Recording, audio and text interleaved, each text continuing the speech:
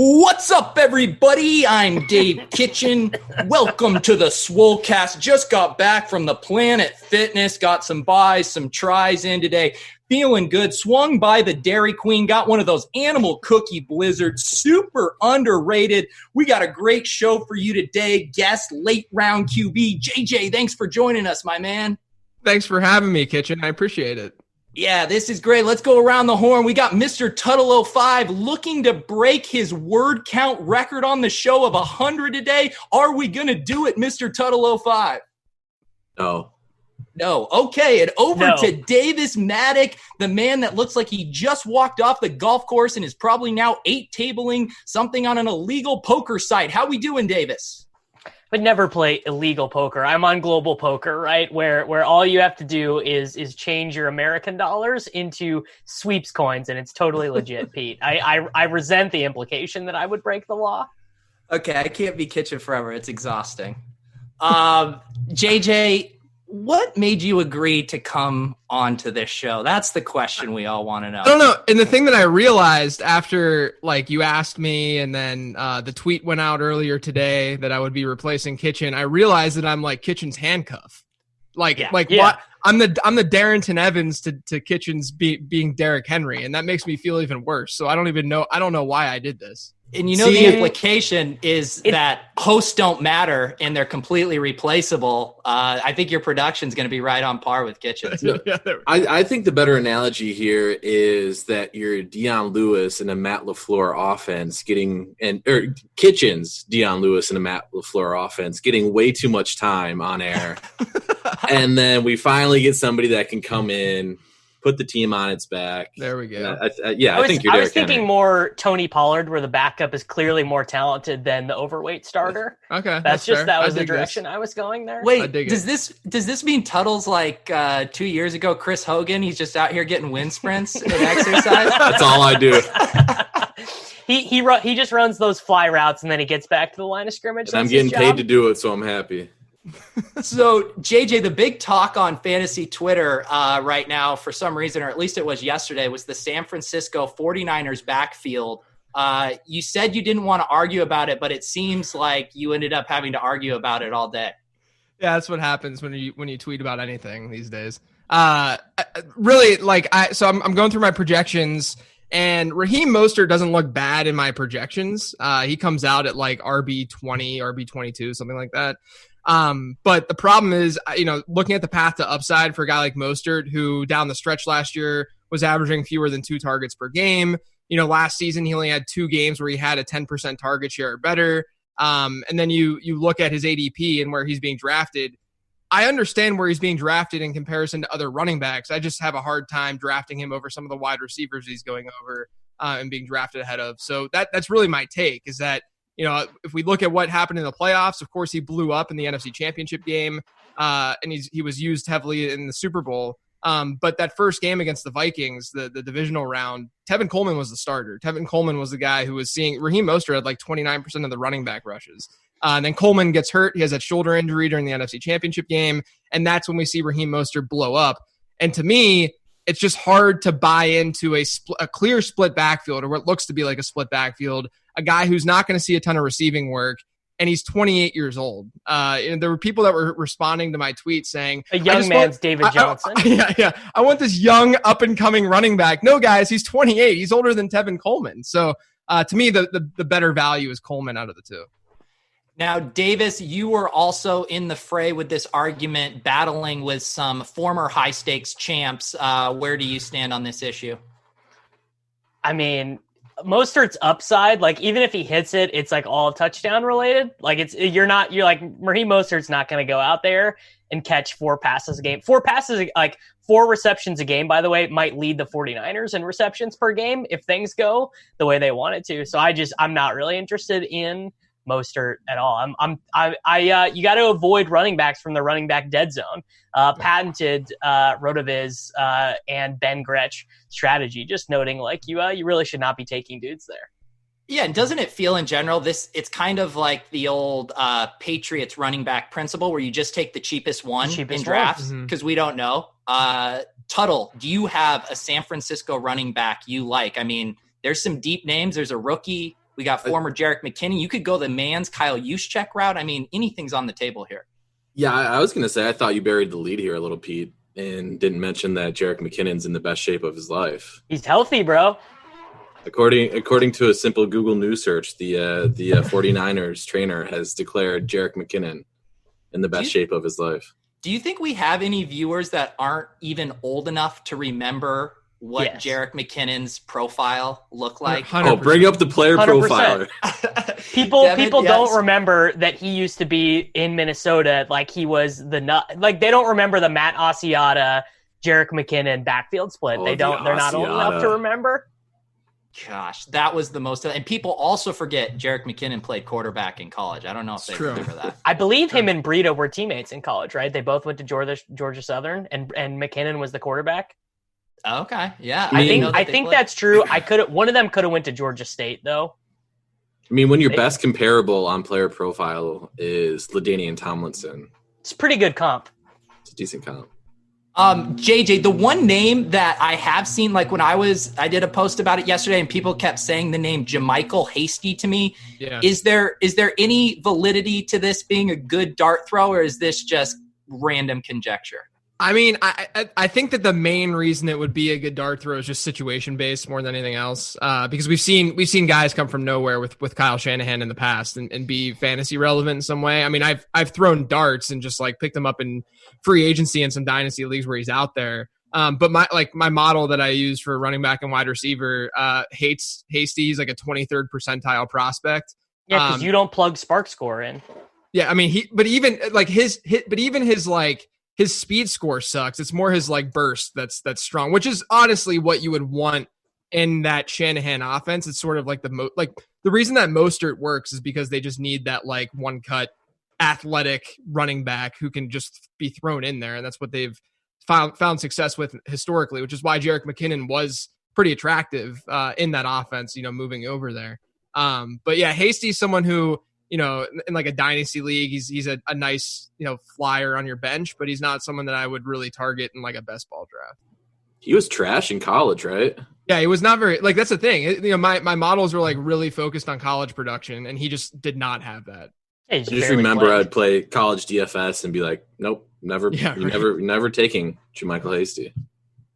So, JJ, I feel like the question we always have to now check in on, since things change so fast, where are you at, maybe on a percentage of feeling good about us getting a full 16-game NFL season on schedule?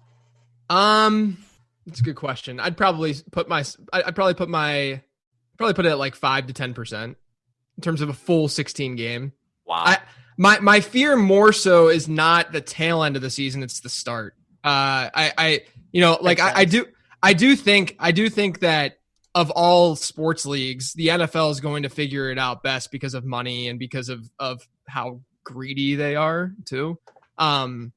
I think that they'll figure that out. We're gonna get scab players, bro. We're getting replacement players. They're gonna have to get Bo Levi Mitchell from the CFL to come down and play. The other thing too is that, like, think about the mentality of that league and the players who play in that league. I mean, you have to be some sort of type of person / athlete to be playing in the NFL in the first place. I mean, it's a violent game, and that's, not to compare what they do on the field to coronavirus, because obviously one is contagious and the other one is not.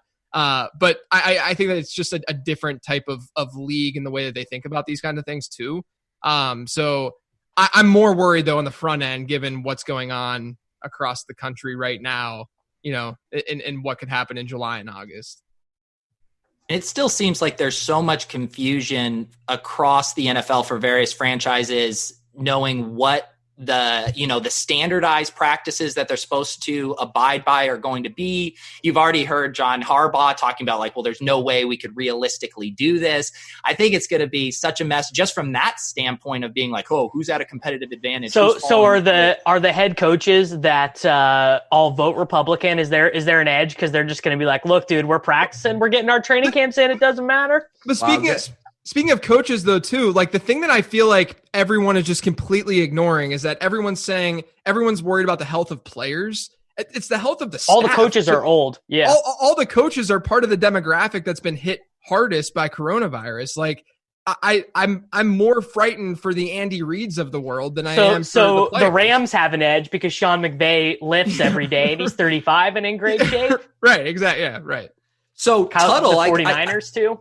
I got to give Tuttle credit. Yesterday, we all got the scare with PGA, the PGA coming out after guys test positive and saying we're holding a major announcement hours before, the tournament's supposed to kick off. Tuttle went on the record. He said it's still going to happen. He proved to be correct. So as the COVID sports forecaster, oracle, where are you, Tuttle, on NFL chances of a full 16-game season? Man, I haven't put thought into a full 16. Yeah, I don't know. I'm actually more interested in the angle shooting you could provide. So if you're with JJ here and you're thinking it's going to be a shortened season to some extent, there's got to be some angles you can shoot in season-long drafts that are happening right now, right? Zero RB is extremely ultra mega dead. If it's a 10-game season, it's like literally you should start your draft with 4 decrepit running backs and just build from there for sure. No. I'm not going to allow that slander because you can spin that either way. You could say the starting running backs are all going to get COVID and then you're going to be, getting scabs off the street that are going to be the perfect zero RB candidate. So I booked a bet for the NFL season to play 16 games yesterday with one of the Daily Roto subscribers, 3-1. So my $50 to win $150. And I feel like that bet favors me as opposed to favoring, I think 3-1 is fair odds for a 16-game NFL season. It would be weird if you made a bet that you didn't feel favored you. Well, sometimes I get backed into a corner and I just end up there's actually an all-time one with Tuttle. Never. There's an all-time one with Tuttle where I think it was about is Jabari Parker starting or something, and there was already the Fantasy Labs tweet he's in the starting lineup, and I was like, no, Tuttle, he isn't, and we booked it, and I was wrong immediately. So you also end up going in the complete opposite direction that your take was before a moment in time, like the Clyde Edwards-Helaire stuff. You went from Damian, CEH gets drafted, and everyone has a moderate take on CEH, and you're like RB1. We can't afford any moderacy in these in these uncertain times, JJ. It's just not allowed. That is always the funniest thing when you see the back and forth, people arguing, and you can tell it's headed toward a bet. And it's these two competing forces where it's trying to get a plus EV bet, but also trying to stay logically consistent. And those two things wrestle so hard, and to get those to align up rarely happens. Right. So my whole life. Speaking of plus EV bets, and if you think there's going to be a shortened season, I had to do something with this on RG yesterday with baseball season being announced. It's easier to do with baseball because the variance is just insane anyways. Yeah. With baseball, you can get a pitcher that goes on a hot streak or something. But I haven't looked. If you're looking at season long bets or future bets for MVP, things like that, take shots on underdogs or long shots. Yeah. That's gonna shorten Daniel season. Jones. Yeah, any sort of shortened season is going to increase the variance, and it's going to make those long shots plus EV bets in the long term. Yeah, like Drew Lock. Yeah. I mean, someone who can go out there and play a high variance style for 8 games, 9 games, 10 games. I mean, in baseball, some of the books have just pulled divisional odds and stuff off because in 60 games, the Tigers could theoretically go on a 13-game win streak or something, just totally randomly and win the AL Central. So in baseball, they're just taking futures out of the market entirely. Well, the Nationals wouldn't have made the playoffs last year, right, in a 60-game season. And it's interesting we'll get back to football, but baseball is interesting in the sense that pitchers, you're only going to have 12 starts max for a starting pitcher. So if they do offer some sort of Cy Young award, just take chances on some long shots. But even in football, we see these random 8-game snippets. Derrick Henry last year is a perfect example where you are the soccer Dave on this show. Yeah. No, I got to represent Nashville in some way. Yeah.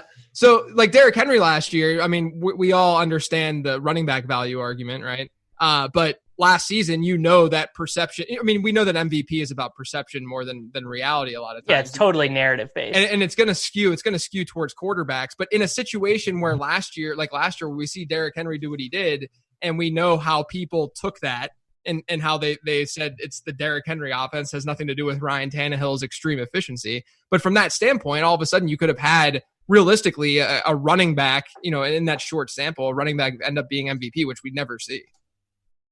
Yeah. So I feel like we haven't actually had a lot of actionable NFL news. Normally we're starting to get all these, at least training camp, snippets and all of this. JJ, has there been anything that has made you hashtag copyright adjust your ranks at all, or has things remained pretty flat for you? I haven't really done much in terms of adjusting. I mean, I'll have different rankings like month to month, let's say. So like we'll publish it on FanDuel's social media accounts and whatnot, and people will trash them. And then the next month I'll have different rankings in some way. It's not like I'm getting more information in terms of like what coaches are saying. I'm just doing a little bit more research, or someone's discovering something interesting about a player, and maybe I'll shift a guy up and down a little bit. But right now, it's hard for me to buy into some stuff. Like we've seen like the Rojo versus Keyshawn Vaughn stuff flip back and forth, with a lot of people buying more into Rojo after different articles on like Pewter Report and different Bucks blogs. But stuff like that. The way he just said Pewter Report was so dismissive of it was SC such Nation a pejorative. I love it. Oh, it was like Pewter Bleacher Report. I love it. Look, I love all the people at Pewter Report. But like realistically, that kind of stuff doesn't really move the needle that dramatically for me. There's information before the draft, for instance. I'm just making this about Keyshawn Vaughn because I always like talking about Keyshawn Vaughn. I think he's an interesting guy. Legit or a bit Keyshawn Vaughn? I think he's legit. I think he's legit from the standpoint of he's the right type of bet to make in fantasy football drafts. I actually like him more in redraft leagues than I do in dynasty leagues too.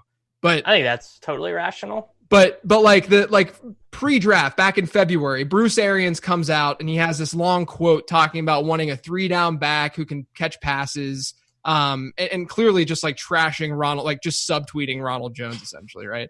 And so what do? They go out in the third round, they draft Keyshawn Vaughn, and that's decent draft capital. People have said they were in a pinch, they were in a bind during the draft, and they reached for Keyshawn Vaughn when they actually had like a 4th or 5th round grade on him. We don't know that to be factual, and I don't really care. They still spent a 3rd round pick to get Vaughn, so he's going to get some sort of shot. And then just given all the information that we know about Bruce Arians and wanting to get that pass catching back, Ronald Jones hasn't been able to catch passes ever. And so to me, that just makes Vaughn a pretty obvious bet where he's being drafted. If he doesn't pan out, it doesn't really matter because the opportunity cost isn't that high. This is a Ronald Jones show. It is, but JJ or Davis, I was going to say I appreciate this because what JJ was hinting at is true. Is like Ronald Jones had become cool again as a pick in circles. I like his more underdog, against the world status. So we need JJ to continue pushing this Vaughn narrative. So Rojo is cheaper. Yeah, we need the thought leaders to create that ADP separation between the two of them. I like to go ahead. No, I want to talk. I want to know what you love about Ronald Jones. Like, what is it that makes you excited about Ronald Jones?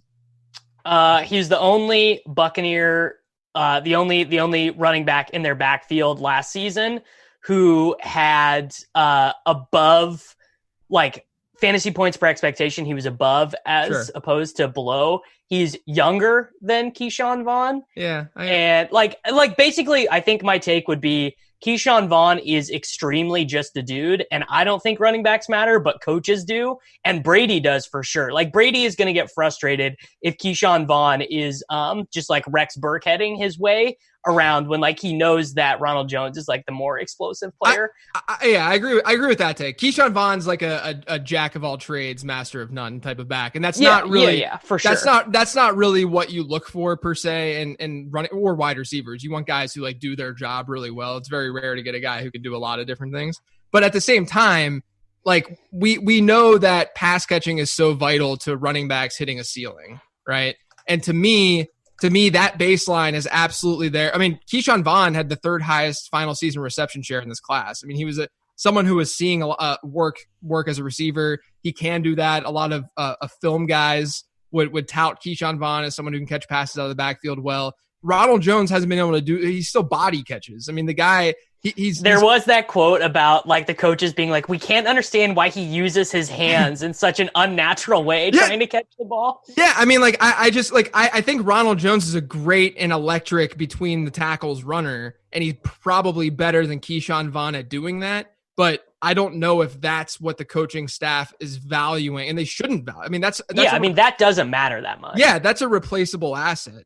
So to me, that's really what I'm looking at now. Now that Vaughn is being drafted after Ronald Jones a lot, I just am gobbling up more and more because I like it. I like it less. I liked Ronald Jones in like the 9th round a lot better. That made a lot more sense. I agree with you there. Yeah, Huddle, you seem to me like more of a Dare Ngubawale guy, as a guy that there'd be like a Monday night showdown. You would have like 150 of Dare just going all in JD McKissick lock button style. Man, is he He going was to have a Badger, role? though. What's his role going to be? Is he going to still be the third down guy? I mean, here's the thing. If he has a role, Keyshawn and Ronald Jones are both dead. Like they're both they're just totally dust for fantasy. You don't like 3 backfield or 3 RB backfields? Three RB backfield with a 48-year-old quarterback who could just dust off at any moment, you know? I'm going to check in on the YouTube chat. Diesel Legend says, do you guys check this chat during the show? There are literally, all caps, dozens of us. They were feeling neglected. Jim Gibbs says, more actual football talk in 15 minutes than the last 10 episodes with Kitchen combined. That's a fact. Yeah. I always felt like I was guilty for taking the Swolecast away from football talk, but I think we figured out the variable here. It's really Kitchen who derails it. Yeah, I mean, obviously. All right, let's talk some Scott Fishbowl. The chatter is heating up. Avatars are being made. Profit is being made. JJ, do you have a Teespring site you're launching for your own SFB wear coming out soon that you'd like to announce now? Yeah, right. Yeah, I'm trying to profit as much as possible off of this charity. Yeah. But are you going to do your own Scott Fishbowl ranks? Do you get that deep into the weeds with it? So here's my, Davis actually asked me for the Late Round Podcast mailbag this week. I didn't answer it, Davis. I'm sorry. I already recorded the episode. I try to avoid Davis questions, but I always try and ask you one. Cause I know in the past when I've put stuff out there, like sometimes you'll randomly get like 15 good questions. And then sometimes literally no one will ask you anything interesting. This week was very much like very basic and dumb. I shouldn't say dumb. I don't want to talk down on people. Very basic and like boring questions, or questions that are like, I mean, my podcasts are like 15 to 20 minutes each, right? And like, so answering some of those questions would have been like an entire podcast. It's like, no, I'm not doing that. But Davis asked me a question of like what my take was on like SFB strategy or something like that. Like if it, just like basic strategy relative to a 12-team PPR league. And so my take, of course, like I'm a huge strategy nerd with fantasy. Like that's what I basically do most of, right? But I think in a situation like SFB, it matters a lot less because the teams there's an extreme amount of variance. Number one, like once you're in the playoffs, you obviously just need guys to hit in certain weeks, but there's a lot of variance just in general throughout. Given the amount of teams that are in there, and it's not like your player pool like in DFS you can build off of anything. So to me, it's very much like you have to be fortunate to draft some of the right players. And you draft so many guys that like you'll probably get 2 good guys to pick up off the waiver wire all year, and you'll have to spend all your fab on them. Yeah, and like to me, I cannot stand when people say just draft the right players and it'll be fine, because we all know that strategy is there in order to increase your probability of hitting on those players, right? And you can say that to a degree with SFB. One thing I will say with the scoring's fun. There's no doubt about that. But the scoring also is just not very predictive, right? The way that it's set up, whether it's you're losing points for a pick 6, which is relatively random. First downs aren't very sticky year over year. Like there's obviously it correlates to like volume and stuff. But there's just stuff like that where the scoring is fun, it's entertaining, it gets people interested in strategizing in different ways. And I'm not saying don't strategize. I just think that in a situation in a league like this, it's very much going to come down to did you hit on the league winners? Did that happen? And so and you gotta Yeah, go for from there. sure. Would you say then I should be drafting for upside in this draft? I would draft for upside. Yeah. I would draft for upside. Okay. Pete, I have a question for you. So you and I, we both pick at 4. I think With there's Shane a very Battier. with Shane Battier, NBA champion. I think there's like a very, very good chance that we have to decide if we want to take Lamar there or not. And there's some very clear regression stuff with Lamar. So like obviously he is not going to throw for 9.6% of his passes last season turned into touchdowns. And, there again is some risk that they just choose not to run him as often. So, that's not particularly great stuff, just as like thinking of how he can access his ceiling.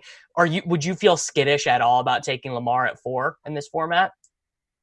So, I don't think I would. I do think, my personal preference would obviously be to get McCaffrey or Barkley. I would prefer Mahomes, I think, in this format. Yeah. So Rotoviz put out their SFB projections, and Lamar Jackson is at the top with Mahomes just a little bit behind. It's actually a ton of quarterbacks as far as raw points. Breeze is up there because of there's completes like 75% of his passes. Yeah. But to answer your question, no, I wouldn't have a problem taking Lamar Jackson there. Also, because, and I'm sure Mr. Late Round QB agrees, I'm not going to have any shares of Lamar in almost any leagues this year. Right. So to actually maybe have an opportunity to draft him without a ton of opportunity cost is kind of attractive to me. Yeah, that makes sense. I'm drafting at the 102, and I'm basically like just getting either CMC or Barkley, like whatever's there. But I think that's right. Like the other thing with like leagues like this is that every draft is completely different, obviously. For sure. And that really, you have to really read the room. And I almost slightly regret being closer to an end and not being more in the middle, only because it's a lot easier to be reactive when you're drafting at like 4 to 8 or 9 rather than being 1 or 2 or 11 and 12.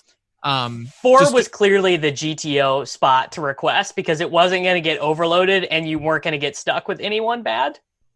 Yeah, I mean it's definitely a good spot. I do think though, like strategically, I'm more so looking at, and I'll be honest, I'm probably like a 500 team with SFB. Like historically, it's not like my teams have been like unbelievable, which probably shows that no one should be listening to me right now and what I'm saying about strategy and stuff. But I do think that like looking at ADP, because there's a lot of mock drafts that are going on and stuff, I'm mostly going to be more concerned about looking at ADP and knowing where like tiers are being drafted and stuff, because a lot of the drafts that I'm seeing, wide receivers dropping even further than you would expect. So far. Yeah. And so you can get like Tyler Lockett in like the 8th round. And it's like, okay, there's no reason for me then to get Julio Jones in the 2nd round or something when I know that I can get that kind of value late, because obviously the point advantage is being stretched across more rounds, making that early round wide receiver pick less valuable. Tuttle, are you in Scott Fishbowl? Oh, no. Okay. He's not in the cool thanks kids for club. asking. Yeah, no, I wasn't sure what your draft slot was. If you Tuttle for sure has never applied for it either. Oh, 0 shot. This is Drew Dinkmeyer has, like, every year he's been like, he's never done it because he's never applied. He just was, and this is his first year doing it, and he won't tell us if he applied or if Scott invited him. I like to think he applied. It's the opposite of Davis applying for the blue check mark. We JJ, we have a question in the chat. Someone, R. Einstein, he wants a target in rounds 10 plus. He needs those late flyers, please. His family is starving, JJ. Give him an SFBX sleeper so they can eat. SFBX sleeper? Yeah. Late. I mean, I think, the 10th round is still going to be filled with like basically like 8th rounders, right? In like a typical league. Yeah. I still, so like the research that I've done, especially this offseason, has really confirmed that you're not going to be able to get league winning wide receivers late in drafts.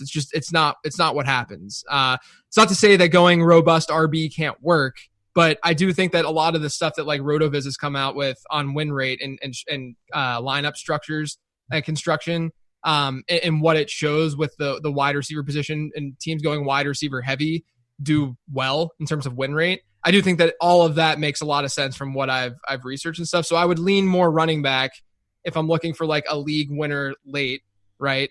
And that's what we've seen is more running backs. They're usually not handcuffs either. So I'm not like going to tout like a Darrington Evans or something like that, someone who would step in with, or Tony Pollard, someone who would step in with an injury. I mean, I think it's going to be fun to say this. So I'm going to say Duke Johnson. Oh, I like it. Make the case. Make the Duke case. So the Duke case is typically what we've seen from breakout running backs historically, are guys who have far exceeded their ADP that have been drafted after round 5.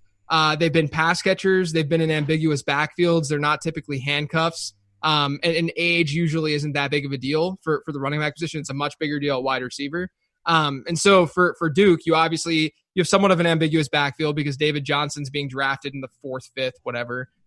So he's not, he's not a handcuff as a result of that either. And obviously Duke is a pass catcher, and there's a lot of question marks around who's going to be catching passes for Houston anyway this year. And how consistent those guys are going to be on the field. So I don't think Duke is going to be someone who's like, an RB1, RB2 this season, but I think that he's someone who you can easily pinpoint and say he's going to exceed value. I think Tariq Cohen is kind of in the same boat where, the dude is coming off probably the quietest 100-plus target season in NFL history last year. And he could just run hot on efficiency because he does get targeted down the field. 2018, He ran mega hot on efficiency, had like a 70-yard touchdown, a couple other really long passes, and he just literally had none of those last year, but they could easily return. Exactly. So I really like those are the guys that at least will at a baseline, if they're healthy, be able to exceed ADP expectation. But there's more upside than people realize with those kinds of players. And then wide receiver, I'm going to stick with the Bears. I really like Anthony Miller as a 3rd-year breakout this year. Agreed. Well, kind of on that line of thought, you've been doing your late round podcast series on breakout candidates. Tell us where you get your ideas, JJ. I just DM Denny Carter and he just feeds me the info. I've heard about this thread that you're in with Reeves and Thorman and how you guys just kind of all funnel Denny's takes into your work is basically how it goes. It's true. Yeah. Denny's the mastermind. He sort of is the guy who just runs the fantasy football industry, especially fantasy Twitter, just in the background. Yeah. Just undercover. Go. Yeah. But what are some of your more interesting findings that you found through that process? Yeah. So, I did it on running backs, wide receivers, and tight ends. I'm not going to do a quarterback one because I started looking at the data and I just couldn't find anything. There's just nothing. I'm not going to try to put something together that doesn't make sense and doesn't have really strong findings. So no quarterback one. Usually you have an outlier season for quarterbacks that end up really exceeding ADP anyway. But with wide receivers, usually they were young. So what I did was I looked at, and this goes for all 3 of those positions. I looked at the 80 overall ADP for every player since 2011 versus the amount of points that those guys scored. And then I charted that and found a trend line. Anyone above that trend line was exceeding ADP. Anyone below it was not. And I looked at guys who far exceeded ADP and deemed them the breakout guys, the guys who were drafted after round 5 and exceeded ADP by 100 or more points in that season. And then I looked at that subset and I said, what do these guys have in common? At the wide receiver position, what I found was interesting is that usually a lot of these wide receivers had fairly high target shares the season before they broke out. And by fairly high, I mean like 16 to 17%. So it wasn't like these guys were, bottom of the barrel, 3rd or 4th string wide receivers on their team the year prior. It's that they were good, and volume obviously and targets are an indicator that someone's good. But they were good one year and then they just blew up the next. So guys like Deontay Johnson make a lot of sense this year. There's a lot of, Mecole Hardman's kind of interesting, but didn't have the volume last year. So I'm not as on him as a result of that. And obviously Sammy's in the way a little bit there. So that was one thing that was interesting with the wide receiver position. They're also usually young. So go for those 2nd-year guys, especially more than the 3rd-year guys. Okay, I want to throw out all the rookies who were disappointing last year, and I want you guys to tell me if you think that they can break out this year. Okay. So the first one is obvious. It's N'Keal Harry, first round draft pick, only played in 7 games, 24 targets, 2 touchdowns. Pete, can N'Keal Harry break out? I'm a big N'Keal Harry truther, and again, what like JJ mentioned, when we see these breakouts at wide receiver, they're traditionally second-year breakouts. They have good pedigree. He didn't check the huge volume thing, but there's also a lot of change going on in that offense. And he didn't play a ton last year because of injury. So in that case, I think we want to fall back on the college profile in the draft capital. And you look around there and it's like, other than Edelman, who's going to command targets consistently in that offense? So I'm definitely on N'Keal Harry. No one wants to draft him. You can get him super cheap. Okay. Andy Isabella, JJ. My answer is no, even though I loved Isabella coming out. Like truther status, Andy Isabella. Probability is working against them. Usually guys who didn't have like a significant injury, which is why like N'Keal Harry or like Paris Campbell, you can make the argument for because they were banged up last year. Andy Isabella just couldn't find the field. I understand when he did, he was really efficient. But guys during their rookie year, if they were relatively productive, that's a good sign. Guys who weren't, it's not that great of a sign. You know, like Darrell Henderson, there's some Damian Harris, like there's something going on there. If they didn't produce their rookie year. You know, so, I think, you know, obviously like cost matters. Like, I don't think Darrell Henderson's like a bad pick this year just because of cost, but you know, the probability of them actually panning out is not as great as people would think. So this is my working theory as an Isabella truther. He played at the University of Massachusetts and weighed 180 pounds probably.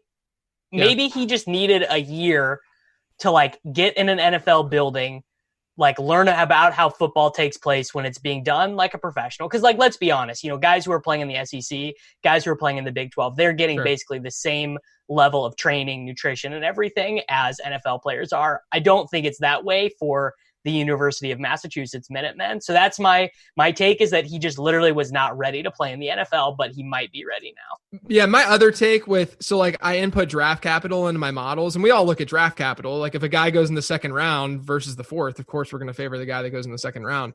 The problem is it only takes one team for that draft capital to be really inflated. And my fear with Isabella is that he would have been a fourth rounder if not for the Cardinals. For the Cardinals? The Cardinals just loved him, and then they drafted him way too high. And that's my fear with Isabella too. Tuttle, okay. Mecole Hardman and Andy Isabella, is there a specific format of fantasy you prefer them in?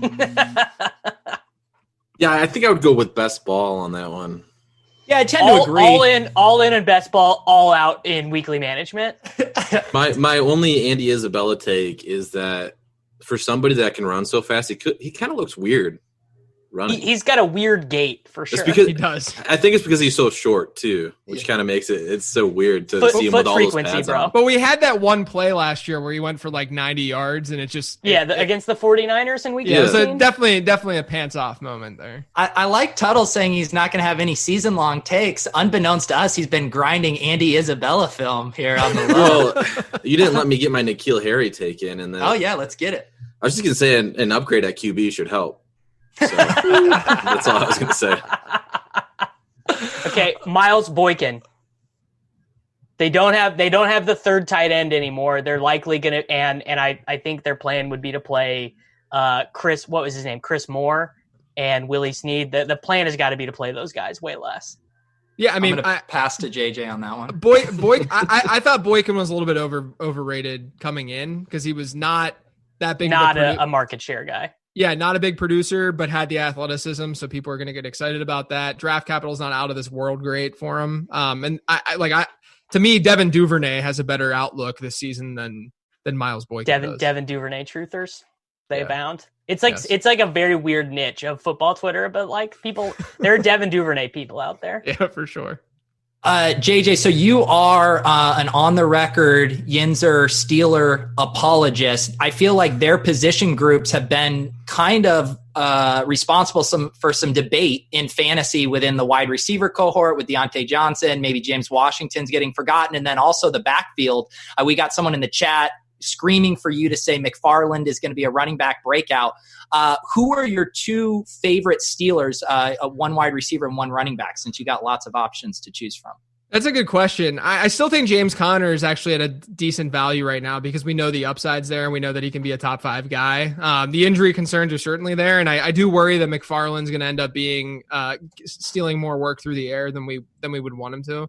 But McFarland, realistically, like I don't think this is that hot of a take, but he could easily be the most talented running back on that team. It's not like James Conner's just like out of this world great running back. So McFarland's, I don't think he's a terrible dart throw. I think like SFB is actually an interesting format to take a guy like McFarland in case he becomes something more significant than we think.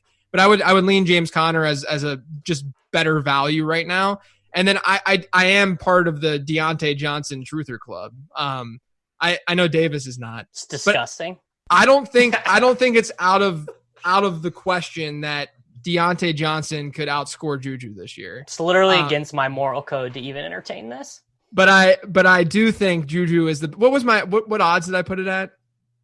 Remember I think you said plus 400 for Johnson to straight up outscore. Yeah, I think that seems fair. About right. Yeah, I mean, I think that's fair. But like Deontay Johnson, people look at his like profile in college, and his final season wasn't that great. The season before that was way better.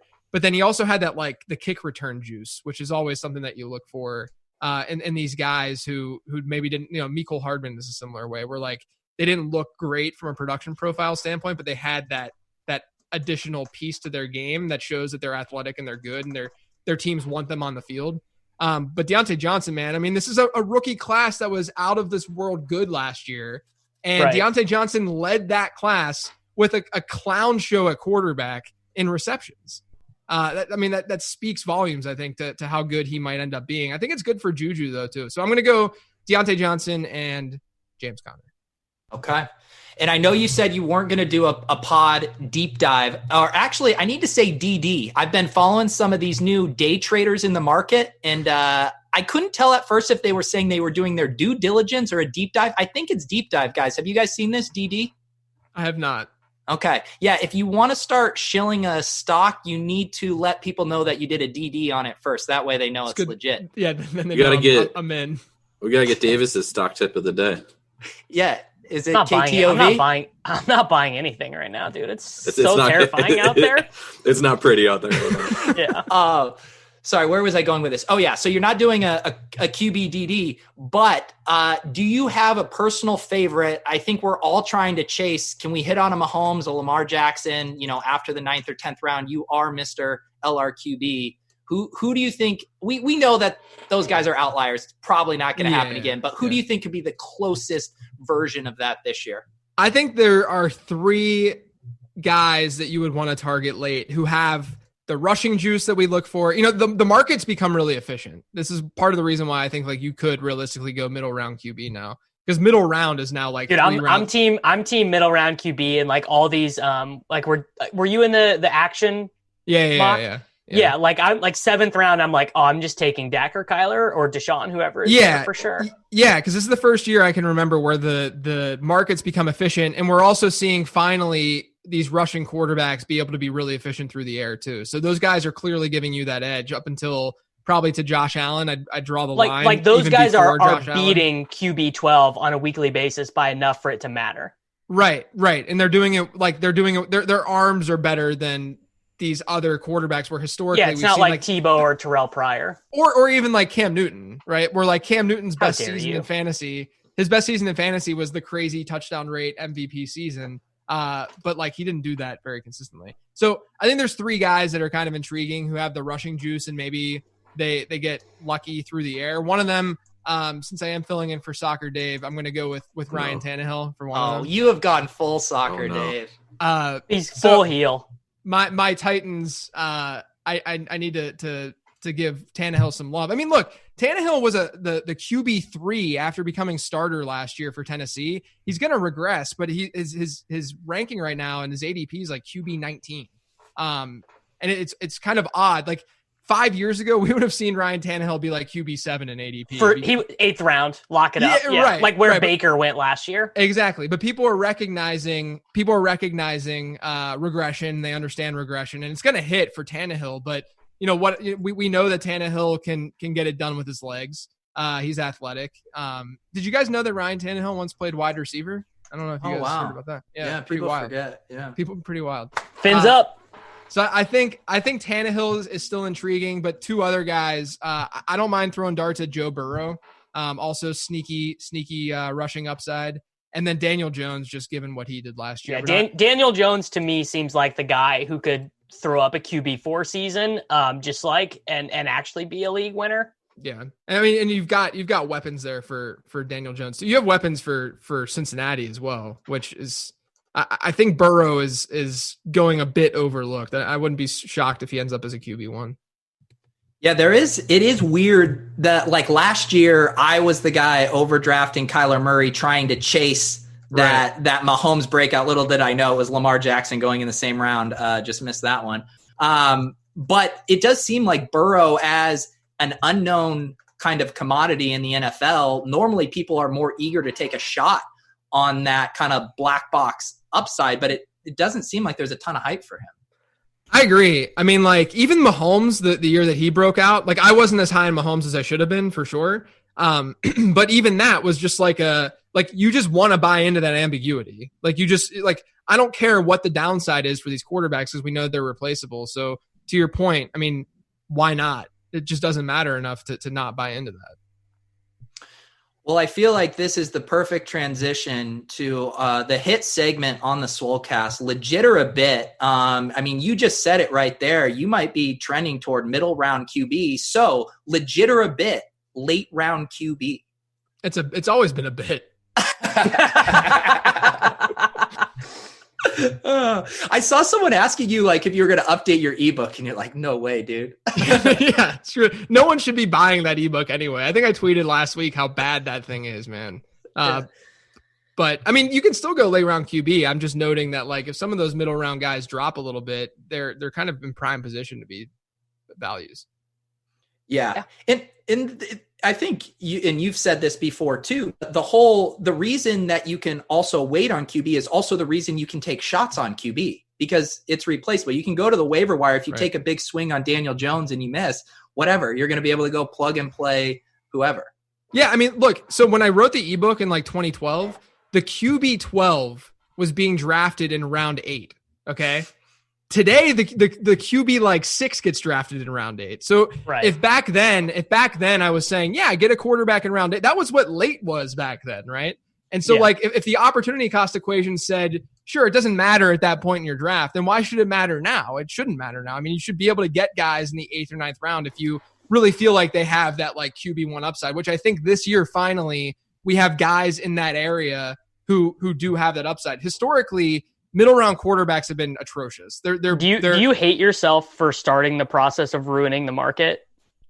No, I don't even. I mean, why would? No, I don't. But I also don't think I was like. I don't think that I like. I don't think that I. You literally wrote the book, dude. Yeah, but like, it took enough. I mean, I spent countless hours and blood, sweat, and tears arguing with people with arguing with people who are like, but I want to take Tony Romo in the 6th round. Guy, if you go back and look at my Twitter archives, like I mean, I used to tweet just constantly in like 2014 about why people were dumb drafting guys. Yeah, me too. Round. I'm so over that. Yeah. What is your guys' weird? So like my biggest I would say skeleton in my Twitter closet is back in 2009 when I got in it. I once got into a really long argument with Jameel Hill about Kobe Bryant versus LeBron James, and she blocked me. Wow. Bill Barnwell has me blocked because I mocked his position that Odell Beckham could win Rookie of the Year. That's pretty good. You haven't gotten unblocked? Never got unblocked. Do you ever find, so like I love discovering when people have blocked me, like having no idea that like I love it even more so when it's just like this random accountant or something that just like must have just despised one of my takes that I'd never had talked to before, and that happens to me a lot. But one of the best ones, I go and look, someone's like, oh, check out what Mark Ingram said, and I couldn't see it because he blocked me. And I still have no idea. I've never conversed with Mark Ingram on Twitter, but he has me blocked. You started doing, I love the, you did the video recently for FanDuel where you respond to the mean comments to your rankings. What's the meanest comment you've gotten about one of your rankings so far? I mean, a lot of it's just like, like the FUs, you're an idiot kind of stuff. No one's like threatened my family, fortunately, that I had Tom Brady ranked as the QB8 or something like that. I mean, it's usually like, fortunately, I mean, I'll tell you what though, the worst people on this planet comment on fantasy football posts on Instagram. Like, period. Those are the counselors' people. It's bad out there, man. It's rough. Okay, I got a good one for us to end on here. Who is the Dante Pettis of like so obviously a terrible pick in the top 100, and only the worst people you know are into making that pick? He's just trying to squeeze this narrative in while Soccer Dave's not here. I know. I think I have mine. I want to look at a list of players so that I don't miss someone. Sorry, say the prompt again, Davis. I heard the Dante Pettis guy going in the top 100 who everyone universally, like 90% of people agree, like this is so terrible, you should not be doing this. But the 10% are so persistent that the ADP never switches, and the guy just always goes. Are you focused on wide receiver here? It doesn't matter. It could be either. Oh, okay. Because I think wide receiver is pretty efficient. Yeah, I mean, mine is Le'Veon Bell. Like I just see I see basically like no outs to him getting there. That's the one for me. I see more outs for him than Leonard Fournette. Both, yeah. I think both Leonard Fournette and whoever I just said, Le'Veon Bell. Both of them. I'll make an argument for Le'Veon Bell for you. Not that I'm like actively trying to draft Le'Veon Bell. Adam Gase is a good coach, bro. Open your eyes. He's gonna see pretty crazy market share numbers in that backfield. The Jets only scored 25 offensive touchdowns last year. Teams that generally do that have seen an increase of like 5 to 10 touchdowns the following year. They beefed up the offensive line a little bit, so I can at least see like the problem with like the Bells and the Fournettes of the world is it's really hard to see a path to them being like a top 6 running back in fantasy. They just would have to catch 100 passes or just score every 1 yard touchdown. Yeah, like you need Leonard Fournette's 2019 season to happen for these guys, which it's hard to envision like an 18% target share, especially for Fournette could see that be cut in half this year. So I'll go with Fournette of those two, but I think Bell's a pretty decent pick there. Tuttle, how many fantasy drafts have you done this offseason? Over under 1.5. Let me count here. It's got to be under 0. Yeah. No mock drafts, no best ball drafts, dynasty startups for Mr. Tuttle 05. Tuttle was grinding League of Legends when all of us were doing dynasty startups. Yeah, I mean, I'm writing League of Legends content 7 days a week now. Come on. Yeah. Get on my level. JJ, did you get into the esports DFS at all? No, so I wish that Overwatch was bigger, man, because I'm all about some Overwatch. JJ grinds Overwatch. I do. I love Overwatch. It's so fun. So if Overwatch becomes big, you guys know who to go to. Do they have a good competitive scene? Yeah, it's not bad. I mean, I'm not super into it from from watching and stuff, but I play. I think all the time. It seems like it would be harder to score though. It would be harder because it's so team oriented.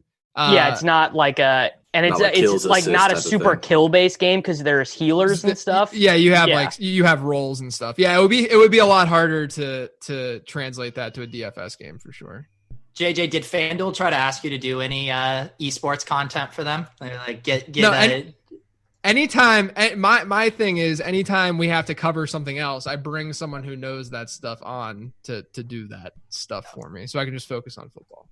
There you go. JJ sticks to football. Yeah, man. Of course.